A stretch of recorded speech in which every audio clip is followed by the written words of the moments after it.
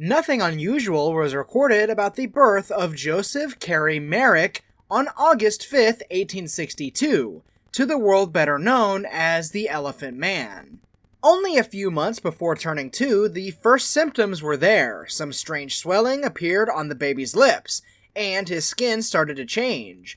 Over time, the conditions only worsened. Joseph grew up a boy who slowly came to embody a human monster. His skin thickened, and he developed unusual growths on various parts of his body. His hands, the left one, remained normal, but the right one was impaired by deformities to the degree it eventually was no use for anything. The head? It grew prominent, and people wondered how it could still stand there on the shoulders. Merrick's look, sadly enough, was something which made people think he was a menace to the community. Only a few people tried to see the real person, the human Joseph Merrick, who was trapped in this body so affected by abnormalities. "'Tis true, my form is something odd, but blaming me is blaming God." The young man recurrently quoted this line by Isaac Watts. He was born in Leicester to Mary Jane and Joseph Rockley Merrick. His mother had no clear explanation why such severe deformities reigned over her son's body. She eventually set a belief that all of this was the result of an accident that had happened during her pregnancy. Joseph adopted this belief from his loving mother, writing himself, "The deformity which I am now exhibiting was caused by my mother's being frightened by an elephant."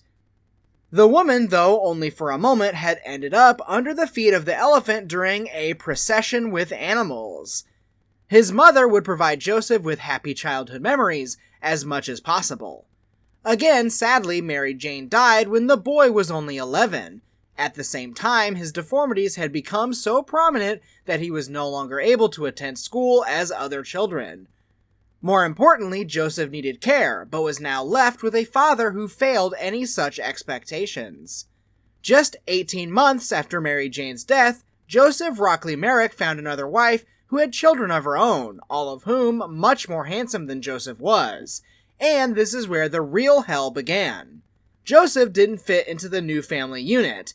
His stepmother did not provide the care that Mary had provided unconditionally. Her hostile voice would continuously ring out that Joseph did not deserve even the half dish of food he was provided with, as he didn't make any contribution to the household.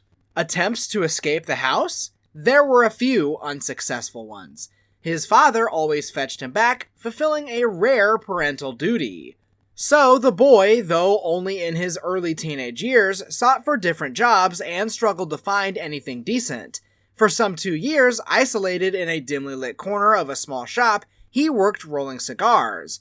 He struggled with this task due to the one impaired arm that protruded from his body as if it were a distorted tree branch. Next, Joseph's father arranged a job as a door-to-door salesman. He scarcely sold anything. People were too scared of his appearance. As he couldn't make money this way either, Joseph Merrick, still a teenager, was left homeless. For a while, he was provided a roof by his uncle. Prospects for a decent job? Almost none. After a couple of years spent at the Leicester Union Workhouse, which he hated, Joseph contacted Sam Torr in 1884. Torr managed the Gately Palaces of Varieties, the city's music hall. Joseph decided to join the one place where his body could actually earn him some money, the freak show. Accordingly, he was provided a spot on one such show where he was exhibited as the Elephant Man, the half man, the half elephant as the promotion went. This meant that from now on, Joseph was, in a way, owned by the people in the business. The show was popular, people paid money to see the Elephant Man, and the exhibition eventually reached London. There, Merrick was accompanied near the London Hospital, which is how he met the surgeon Frederick Treves. As a knowledgeable doctor, Treves inspected Merrick's deformities, and he found them to be extreme. In fact, the youngster was not even able to sleep properly. He slept sitting with his legs gathered up and used as a platform to support his head. Tumors were all over the body. Solely his right hand was 12 inches in circumference and 5 inches around one of the fingers. His legs and hips also worsened to the point he needed to use a cane for walking. Other than that, Joseph Merrick was in good health, a survivor. After the show shut down in London, Mr. Treves remained in open contact for Joseph. His exhibition was moving to Belgium, where he was assigned to a new manager. But soon after arriving, he was abandoned, robbed, and left alone in the country where he didn't even know the language. Merrick somehow managed to go back to England and to the one person he could trust, Mr. Treves. By this point, his health had deteriorated even worse. A fund was set up for people to donate to the special medical care that Merrick needed. The public plea was made by Treves, in whom Merrick found a rare new friend. People responded quickly on the call, and the issue was settled. Joseph Merrick spent 4 years in the hospital, and for the first time, he started enjoying life as it is. Yet, as ruthless as life can be, Merrick was found dead in his hospital bed on the morning of April 11th, 1890. The young man had tried to sleep horizontally on the bed, however, his head had fallen at the wrong angle, causing his neck to dislocate.